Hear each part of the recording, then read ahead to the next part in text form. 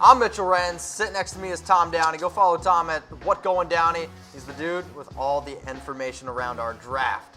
Now, if you're just joining us, we're going to be breaking down 6 teams that could trade down in the 2019 NFL Draft. I think one of the most amazing things about the draft are the trades that happen, because that's when like everyone here in the industry is talking about things. Throw it out the window, because as soon as the draft happens, it all changes. The first team that could make a trade, Tom, the New York Jets. I went with could, by the way, because I feel like every fan base wants to trade down, so I avoided should and tried to pick some teams I thought made a little bit more sense in terms of trading down. And the Jets have been so vocal and open about this that I feel like it's actually not going to happen. That like they haven't been able to find it. Desperate. I feel like when you really want to go on a date with somebody and you're trying too hard, and then you ruin it. Common theme for you? Yep. Okay, fair enough. So from the Jets' perspective, the biggest problem is that if you move down from 3, let's just say 7, 8, 9, 10, somewhere in that range, you want a lot back because you're giving up a pretty premier pick. And you don't necessarily just want to move down 8 spots and settle for center. Like, for example, the Raiders did way back when in the Deion Jordan, DJ Hayden trade. They moved down like 9 spots and got a second-round pick back. 9 spots. And then this time last year, the Jets moved from 6 to 3 for 3 second-round selections. Yep. The value's somewhere in the middle. So this is kind of, I think, the ideal trade for the Jets. I don't know if the Giants are really want to do it. But if you get a second-round pick back at the Jets, you move down 3 spots, you can still fill one of your major needs on the defensive line, including edge rusher there. You can still find a way to get, worst-case scenario, Brian Burns is probably going to be there for you. Okay. You still might end up in a scenario where Josh Allen is there for you. And if that's the route that you're able to go, that sets you up well where you get that second-round pick back. You're still in good shape overall when it comes to edge rushers, that you don't have to panic. You still set yourself up in fantastic position to get that second-round pick back and still find some defensive. You could also maybe look offensive line too if you want to go that route. But I think the Jets like a bunch of different guys. Assuming there's at least one quarterback in the top 5, that's going to give you one of your top 5 guys of Nick Bosa, Quinnen Williams, Josh Allen, Ed Oliver. Maybe you throw in someone like a Brian Burns there, worst-case scenario. You're in pretty good shape. Okay, so here's Tom's proposed trade. Who says no? The New York Jets or Giants? So if you're watching on YouTube, if you're watching on Facebook, we want you to comment. So you saw the trade. Who says no? Jets or Giants? Maybe the Jets throw in the MetLife Stadium to go with it. What do you think? I don't think that's how it works. No? No. People are talking. Next team, we're going to Tampa Bay. Teams that could potentially trade down in the 2019 NFL Draft. The Tampa Bay Buccaneers. Why would they do it? Well, I think they're in a position where, because they didn't have much cap space, they weren't able to make a bunch of splash moves in free agency for a roster that, frankly, needed the help because they paid big money to Donovan Smith instead. There are plenty of holes for them to fill. It's, in reality, a partially new regime with Bruce Arians taken over. If they can find a way to trade down, still get a starter, and pick up extra draft capital along the way, I think that makes a lot of sense for the Bucs. Now, I'm looking at a couple of different spots. Number one is the linebacker spot in general, both the edge position and the inside linebacker spot. Yeah, you brought in Buchanan and Beckwith, and you got some decent depth in Minter and Bond. Those guys are all on one-year deals. Okay. And Bruce Arians loves off-ball linebackers. He adores that player. And then edge, too. You sign Shaq Barrett. You're pretty thin with Jason Pierre-Paul there as well. And then on the defensive line, I'm a big Vita Vea fan. He needs to step up, though. He was much better down the stretch last year. And then there's Gerald McCoy, who's making a ton of money, and I think the Bucs are going to shop him like hell on draft night and try to find a taker, and if not, they might just cut him outright. So maybe you're the Bucs. You're sitting there at number 5 overall. You could go Devin White. You could go Ed Oliver. They'd love it if Quinnen Williams was somehow on the board there, but they could trade down and still find some help in the middle part of round 1, the early to middle part of the first round. Maybe they go target someone like a Brian Burns if he slides a little bit further, a Montez Sweat if he slides as well, maybe even a Devin Bush. All those guys could be available there in the middle part of the first round, and maybe you're a team, you make it through like a team like the Green Bay Packers, who have assets. They can get to 12 using their second-round pick. Now, I'm sure the Bucs would try to beg for number 30. I don't know if they'd get that far. Okay. I think in a draft, I think in general is a buyer's market. I don't think it's a seller's market this year, so I'm kind of negating the overall trade value here just a little bit, because if it's not a quarterback, don't always move. Maybe if you're Green Bay, you go take Ed Oliver at 5. That'd be How fun. about that deal there? So who says no, Mitch? Bucs or Packers? Oh, man. Out of that deal right there, I think the Packers would probably say no more. I Okay. feel like the Packers still have a lot of holes that they still have on defense, and I don't know. Okay. Yeah, but they do. They have 2 first-round picks. Yeah, so you can still keep that That's first. So you true. get rid of the second, he's still the third. That's why they're fit as a buyer team. Right? What about you? I actually think the Bucks might say no. I think they'd be really trying to get that extra first. But again, seller's market or buyer's How market. about this? Is there going to be a trade in the first round of the draft? 100% chance. 100% chance? 100% chance. All right. There's always there's going to be multiple trades. How many? 3? 4? Over unders 4.5 this year. 4.5. All right. Well, make sure you guys, if you think there's going to be a bet, you can put your money down at BetDSI, chatsports.com/bet. Use our promo code LIVE120, 120% deposit bonus. If you guys like money, and you should, go follow Tom at What Going Down. He's got a nice little thread going of his favorite prop bets, correct? Yeah, prop bets are up there. All right. So go to BetDSI, put your money down, and also get free money. Go give my man a follow at What Going Downey. All right, let's head to Miami now. Another team that could trade down in the 2019 draft. Why are the Miami Dolphins trading down? They have so many needs, they just need picks. They need to end up with as many picks next year and this year and even 2021 as possible. Now, they've kind of had a keen eye on adding 2020 picks, I think in part to ensure they get their quarterback. But if they move down, regardless if they stay put or move down, the trench play needs help. Here's their offensive line. Trash. Absolute garbage. Beyond Laramie Tunsil and maybe Asiata and Kilgore, that right side's a disaster. You don't want any of those guys starting for you. You're going to get your quarterback killed. On the defensive line, Who's their quarterback? Charles Harris has been a bust. You got some decent, intriguing interior defensive linemen. Tank Carridy's not a starter. So, you're looking on the trench play, and you've got maybe in an ideal world, for both the offensive and defensive line, maybe 4 or 5 starters. So find some impact players there if you're the Miami Dolphins. The good news is you can trade down, get some more assets, and still find a way to get, in all likelihood, a day 1 starter with that first-round pick, and probably the extra second that you're able to pick up if you move far enough down too. Or if you're the Miami Dolphins, this is exactly what you're trying to do because you're not tanking. No, you're tanking. But you're tanking. But you're absolutely tanking. And I don't want to say teams should tank. They should tank. I'll say it. You'll say it? I'll say it. All right. Well, here's a proposed trade that Tom threw together. The Dolphins, they received the 23rd overall pick, 54th pick, and then a 2024th round pick. Texans, 13th. Why would the Texans do this? Well, Houston needs offensive line help too, but their roster's in way better shape than Miami. So if you go up to 13, you're securing yourself, worst case, a Cody Ford, a Jonah Williams, and Andre Dillard, and prevents you from running into a situation where they're all gone. And you don't have to offensive lineman, you're forced to take a cornerback instead. This was kind of similar to a trade-up proposal we did for the Texans, but I didn't want to do the exact same trade, so I tweaked it a little bit, namely throwing in a 2020 pick, because I think the Dolphins want those real bad. So if the Texans were to do this, say those players again so I can get a better idea. A Jonah Williams, a Cody Ford, and Andre Dillard, I think would be their top targets there. You get one of those guys for sure at 13. I think they have a chance to get multiple of them in the end. Multiple of those? Multiple guys on the board. They're going to be a choice selection for those guys for Houston there at the top half of round 1. That's just mine. So I think that the Texans are a logical trade-up team. The Dolphins are a perfect trade-down team. It's a really good fit for me. All right, Tom. So Dolphins, Texans, who says no? If you're looking at both of those deals, Dolphins or Texans?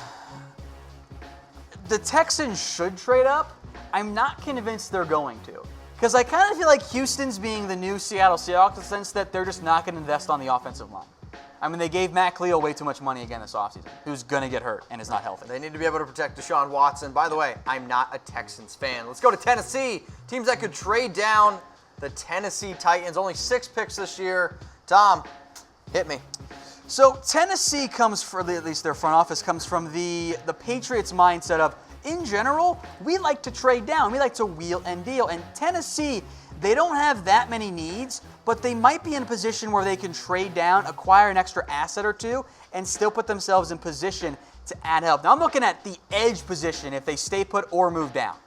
All right, Wesley Woodyard, Jan Brown, and Rashaan Evans, a great inside linebacking core. And I love Harold Landry. Cam Wake's still playing pretty well, but he's also 37. And then dark horse position here, Mitch, is receiver, who they could trade down and still get somebody. Interesting. Corey Davis is great. Hopefully, he's great. I hope he is. Marcus Mariota is the issue. Okay. Well, Adam Humphries was just signed. Taywan Taylor's there. They could surprise, I think, with receiver. And then I'm also looking at the offensive line. I like the left side. Taylor Lewan, Saffold. I like Jack Conklin. Ben Jones can start center or guard. I want to replace your right guard / your center.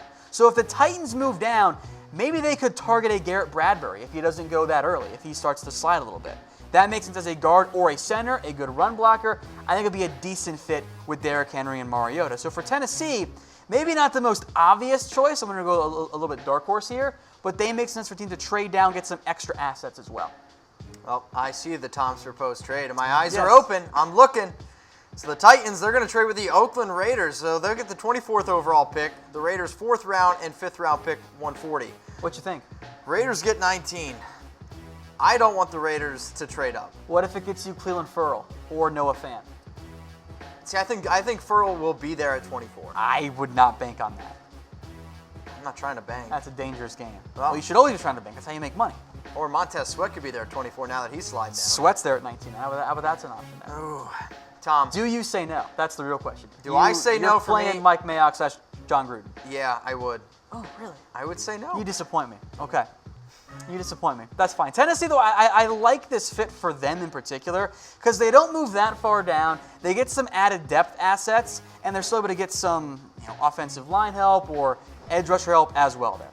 And handsome R7, speak for yourself. We can't trade down because the draft is in Nashville, and that would be disappointing. Valid point, but you get 2 hype points. You get the hype point of number 19 and number 24 of getting excited, then a bit of a letdown, but then you get excited again 5 picks later. It's a roller coaster motion, and you get extra picks to have celebrations with. Are you going to be at the draft? You can't trade out. You can't trade out of round 1. Though. That's a very good point. It's a very good point. Who says no? Titans or Raiders? I'm going to say the Raiders. I think that they would say no. Okay. Okay. What says you, Hansel? Most trades don't happen, so I'm fine with everyone saying no. That's okay. And you guys should say yes to us here on YouTube. Make sure you guys subscribe, youtube.com/chatsportstv, because we're going to be live for the entire NFL draft. I don't even know how many hours it's going to be, but I can guarantee we're going to be here the entire time. It's all of the hours. That's the correct answer. All of the hours. 365 days. No, 24/7. NFL draft starts Thursday. Make sure you guys are here, youtube.com/chatsportstv. All right, let's look at another team here with only 4 picks that could trade down, the Seattle Seahawks. This makes so much sense. Like, if I feel incredibly confident that Seattle will not pick at number 21 overall. Like, if they keep that pick, I'm actually going to be really surprised because they've got needs to fill, and they don't have the draft capital right now. They have got to find a way to move down. Even if it's just to get mid-round picks, that makes some sense for Seattle because they've got needs everywhere. The defensive backfield needs help now. The defensive line needs help, especially if they trade away Frank Clark. The receiving core needs help with Doug Baldwin's future very much up in the air in Seattle. It sounds like they don't know if he's going to play next year. Like, they're being very cautious on that front. So for Seattle, who historically, by the way, likes to trade down, they are the most obvious trade down candidate this year. They have Griffin, they've got Flowers at corner. Akeem King is going to be your nickel. That's not ideal, and they're kind of banking on Bradley McDougall, Tedrick Thompson to step up, maybe Delano Hill potentially in the nickel role as well. But they need help there, and knowing Seattle, they're not going to go that route.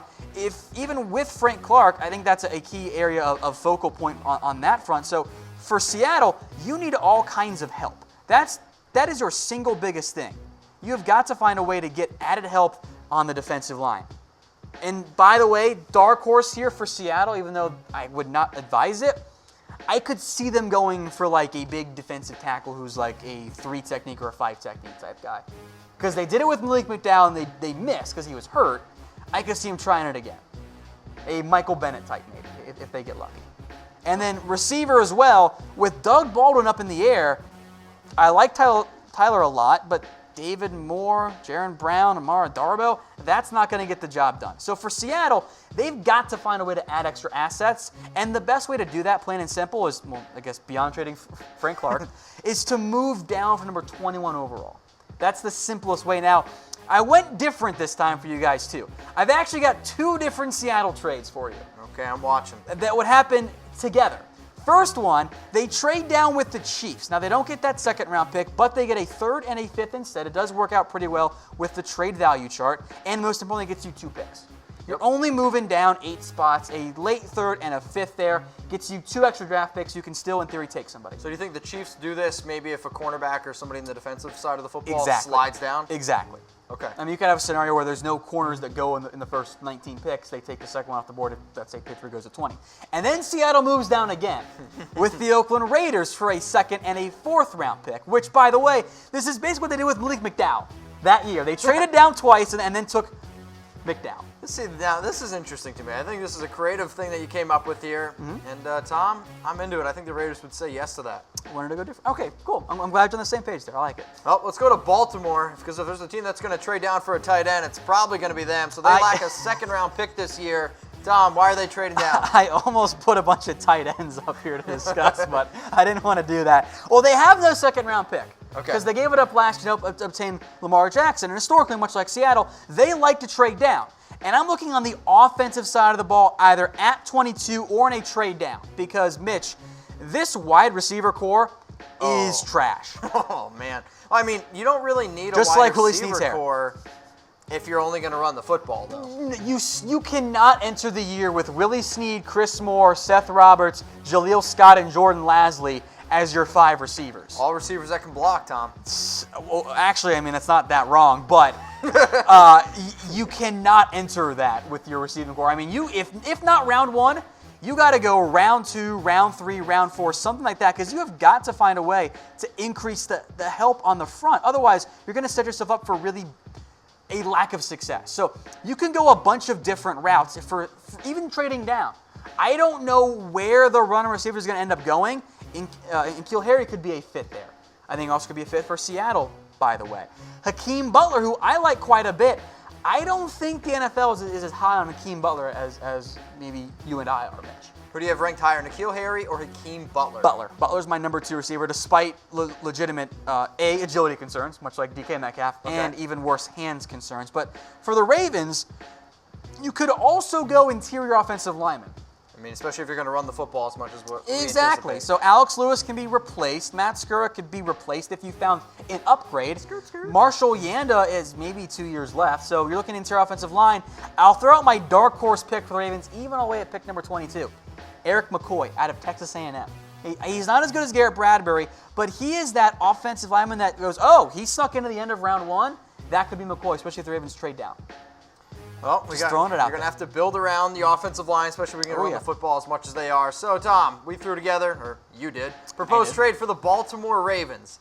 The Ravens received the 30th overall pick and a 3rd round pick, 75.